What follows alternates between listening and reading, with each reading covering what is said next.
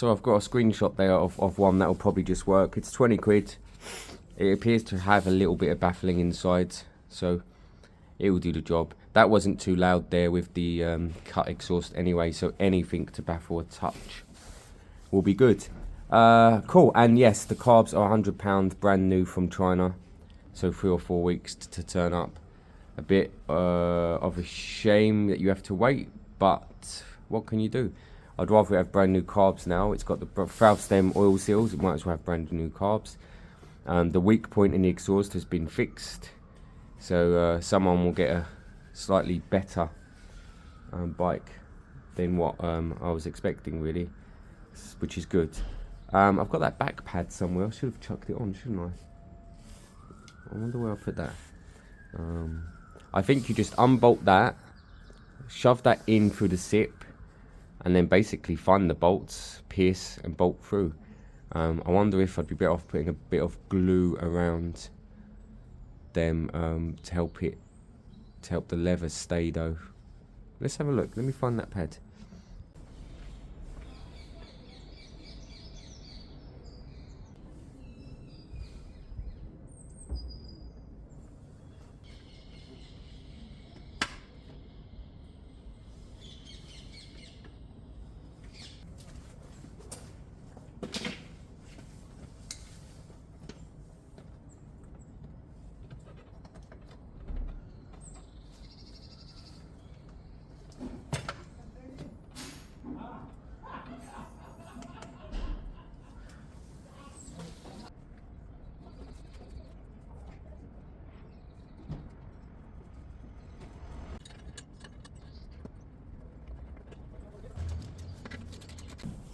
Job done. Did that take 9 minutes? Come on.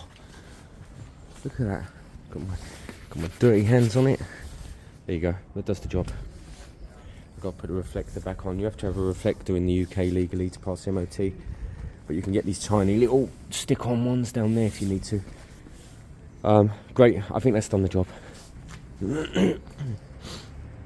Yeah. Daniel was right. Daniel said to me, you have to leave a clearance for the seats to come out, and I didn't even consider that, if I'm being honest.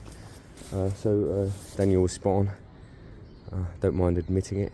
I wanted it flush. I wanted it as low as possible. But actually it also needs to be comfortable. If anyone happens to buy this who has a full license, they can take passengers. It has to be comfortable. Next for me, I think, not necessarily now, but tomorrow, I'm going to pull out the CB200. And I'm going to clean the points. Remember, it was starting and it seemed fine, and then it would just abruptly cut out. That's where I left it a while back.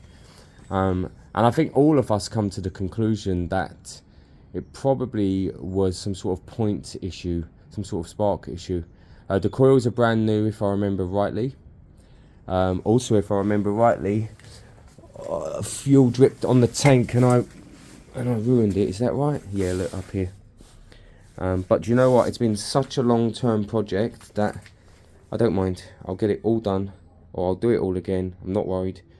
The next step in this is to have it run and ride as it did, which, you know, I remember getting this bike and freeing it up from a soft seizure, top-end soft seizure, which is probably where it went wrong, which is why I've changed the rings in the end. These rings are brand new, right? And they need bedding in and wearing in. But actually idled all day long and ran road. The cutting out issue is one that's come later, so very, very possibly a spark issue. I've got a brand new condenser here. Someone said it could be linked to the condenser. I've got a brand new one. That's going to go on as well, and then I'm going to clean the points as best as I can. I'm not very good at adjustments, but I'll look it up and see if they need adjusting. And then you never know, there might be a 200 CB200 there that actually does what it needs to do to an extent, you know. And at some point I took John's battery home and charged it up fully, because I want to get this fired up every month or so. I want to fire up the Triumph.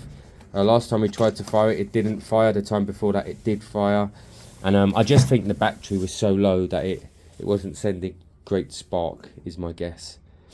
Because it fired up so easily the time or two before that in this setup. The only thing that changed was that the ignition switch had fallen off. and we had to really play around. We've got it in a setting now that appeared to be right, but it still may not. It's a bit hit or miss. Okay, cool. Not much more I could do today. I might come back after and put the I want the standard exhaust on the KTM, and I want the KTM battery to go home and be fully charged, so that it's you know, I can keep it really, and that it's more reliable over winter. So lots of bits and pieces to do. It doesn't sound terrible, and it looks great, that exhaust, but it's just not quite right. I might actually come back in a minute and do it. I might go and get some breakfast, come back and throw that exhaust on. It can be a bit of a pain. So I'm going to take the exhaust off in stages.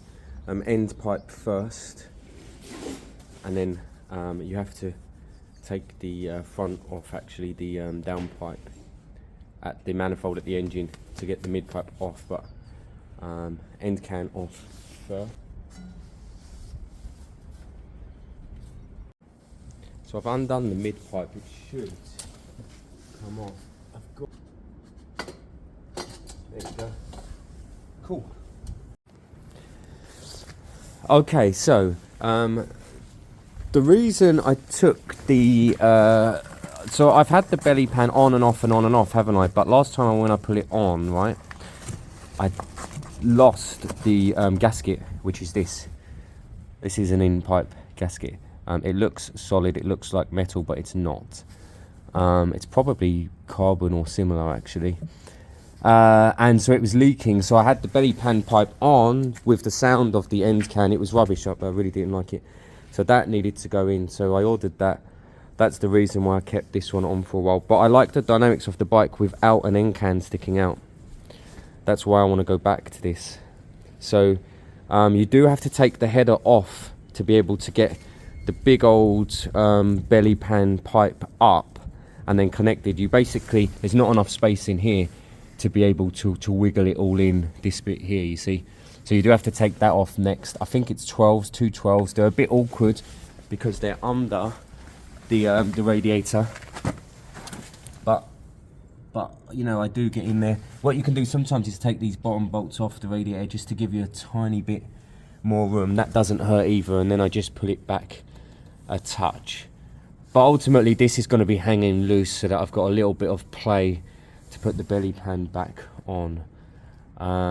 It feels a bit silly at times, doesn't it, going from originals to end to aftermarket to this back to originals, but ultimately a bike will tell you what it likes, and this bike rides beautifully in its Richmond condition with its original belly pan on. Like it's torquey, and then when you go to this you lose the torque, and it turns more into a kind of power really. But I miss the torque. I'm in central London. I do like the torque, so that's what I'm going back for. And I could have gained that back by putting on, you know, 400 pound power commander, but I don't want it actually. I want originality. So look, header is off now. I'll leave the oxygen sensor on because I only need a little bit of play in here. Next difficult bit is getting the belly pan from the bottom up to the top, but I did shave it a bit last time. Yeah, look, I shaved the back a touch, and it does go up a bit easier. A tiny bit of WD will help that slide in. It basically needs to get past the suspension part first, and it can be a bit of a faff, a bit of tapping and hammering and bouncing on the bike. Basically you've got to create the biggest area here, so loading the suspension can help with that. So you kind of shove it up, and then kind of basically bounce the suspension. It just kind of pops ping up into its area. So this has been a messy job, seriously messy. The actual bushing didn't work at all. It wasn't the right size, wasn't the right fit, wasn't fitting either side. I chopped it in the end and used gum to see if I could get it to work. It wouldn't work, impossible. Then I've used gum, so I'm hoping now that I need to put the top bolts in. I'm hoping that it's sealed. Let's see if it starts and it sounds sealed. The gum will set as well. Yeah, that sounds fine.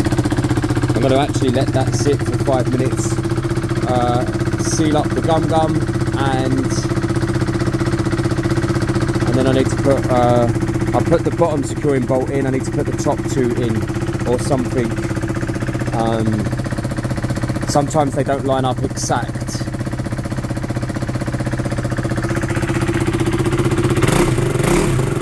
Yeah, that sounds, ooh, yeah, that sounds great. Oh, come on. I know the side stands down, it doesn't matter. So that's all good now. I just cranked it, I just gave it a minute and cranked it and it fired up. I'm still going to take the battery out though and go and give it a full charge.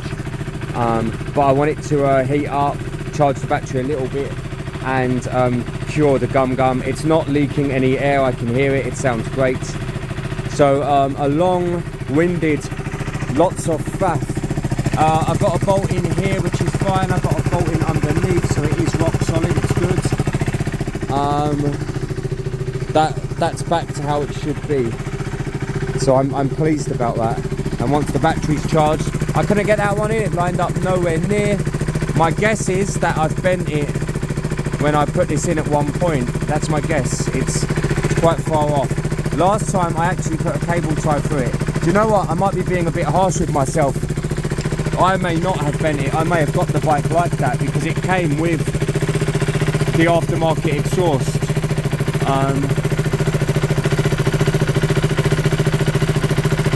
So yeah, so I may have actually got it like that, I don't quite know. We tuck that away, I need a little cable tie on it. But yeah, we're good, it's back. Again, it just drove so much nicer. Sounds great. I really prefer the dynamics of the bike without the side can. I love that clean line. I love the belly thing. I'm not going to mess around. That's actually on eBay already. £150 for both. The SP Engineering can is 220 new. The Lextech pipe is 113 new. So that's 320. I put it up for 150. I'll drop it soon, but I always like to try my luck for a week or two with these parts. But yeah, that's it. For anyone half interested, I've booked this in now with a company, so it's booked in now to get the cam belt done, the water pump and the auxiliary belts around it. They're also going to collect the car from here. I haven't actually arranged return yet. Part of me wanted to ask them to get the MOT done, but I'm worried about funds. It's about $750 for the work already, and I'm thinking, shit, I'm not sure if I've got the funds to MOT. It will at least need 4 new tyres. What are the tyre? So 155 AT 13. So if I can get 4 of them, I could possibly ask the company to throw them on and MOT it. I really feel like it would pass an MOT. Actually, you know what I might do tomorrow? Tomorrow is the day before New Year's Eve. I might drive it up the ramps and we can have a look under it and see. And I'll kind of undercoat or seal anything that needs it. Remember, this car's been undercoated and sealed its whole life. Any work that was needed was done. I also want to touch up bits like here, look. I need to get some white paint and touch it up. I've got some white paint there actually. I might need to do that now. And then eventually it will have a good clean and a buff. Part of me wondered if this would be a good car to be fully wrapped, to smooth all that down and get the whole thing wrapped in one colour. But I don't know really. Not sure. I'm going to let that run for a few minutes again to charge the battery a touch and to seal the gum. And then I'm going to take the battery out and home and get that fully charged so that it's good until March or April when I'm probably going to use it more.